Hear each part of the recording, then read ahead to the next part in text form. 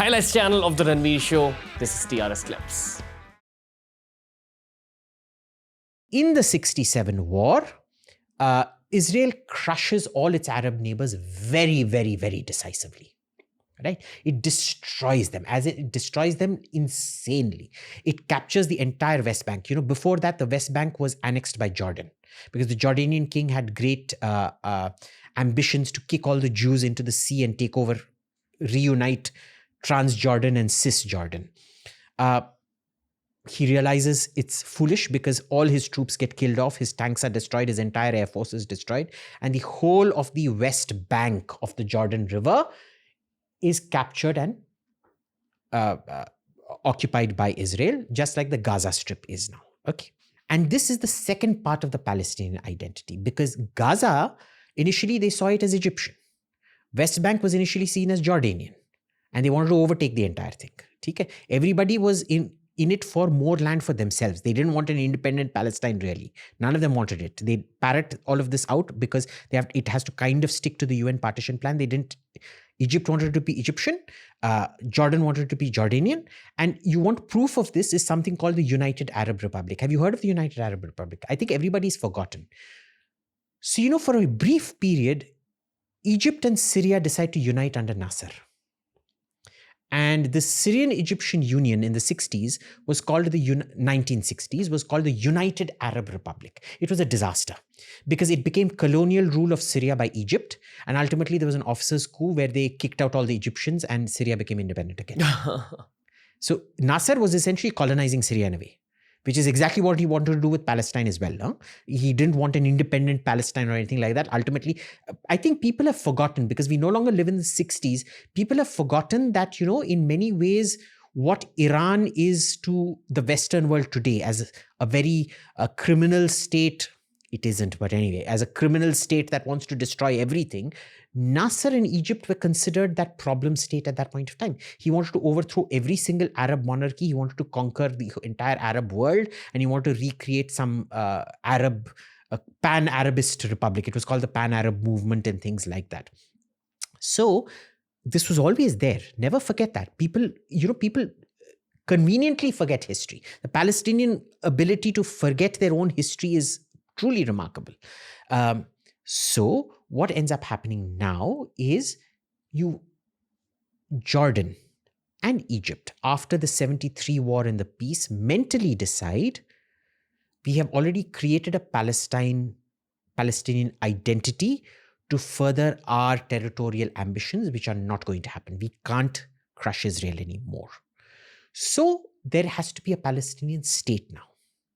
What is that Palestinian state going to be? It's going to be the West Bank plus Gaza. Okay? And this is the evolution of that movement. Now, this independence could have been achieved even then, because if you talk to Israeli leaders in 1967, after the victory of 1967, they always viewed these as bargaining chips. They did want the whole of Jerusalem, as in they did want to annex certain parts of the land, but they were always viewed as bargaining chips. And that is where the modern history starts off from. So you see, there is no colonial project here. There is no legality or illegality. If anything is illegal, everything is illegal. If something is legal, everything is legal. Israel has as much of a right to exist as Palestine, and Palestine does have a right to exist. The problem is you negotiate in good faith. You can't use terror attacks. You can't be claiming peace in English and claiming war in Arabic. You can't be ordering attacks on buses in Jerusalem and Tel Aviv. And when the Israelis have demonstrated goodwill to you over and over again, in 1979, they withdraw from the entire Sinai. In 2005, they withdraw for the whole of Gaza. You can't keep saying, oh, but you keep seizing land. Yes, it's like we spoke about negotiations. So this is where it stands. Now, again, fast forward to what has happened this last week.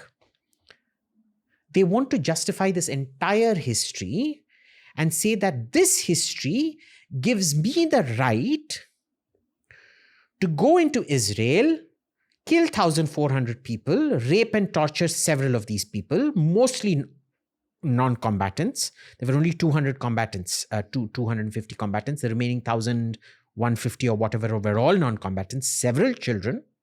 And you don't believe that? Go check out the Hamas channel. I'm not saying believe the Jews. Just go check out Hamas channel. On Go, Telegram. go check out the Telegram Al-Qassam Brigade's channel. They themselves are celebrating it. And if they've deleted the videos from that channel, I don't want you on my Telegram, but I don't want to get bombarded with messages. But ask your friends. I'm sure they'll be happy to supply it with you. That is where we stand. You can't justify atrocities in the name of the past. Okay? Killing, torturing, raping people is wrong, period. Okay? Israel has a right to exist. Israel is not the missionaries of charity. They are not Mother Teresa. Even though Mother Teresa wears the colors of Israel, blue and white, she is not Israel, and Israel is not Mother Teresa.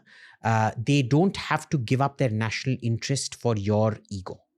They can bargain very hard at the negotiating table. The bureaucrats of any democratic states have to be hard bastards. Otherwise, you're not being paid properly, and you're essentially committing treason to your country. You can't get carried away with airy-fairy notions on the negotiating table. So these are playlists made especially for you. We've tailor-made learning experiences for you on TRS Clips.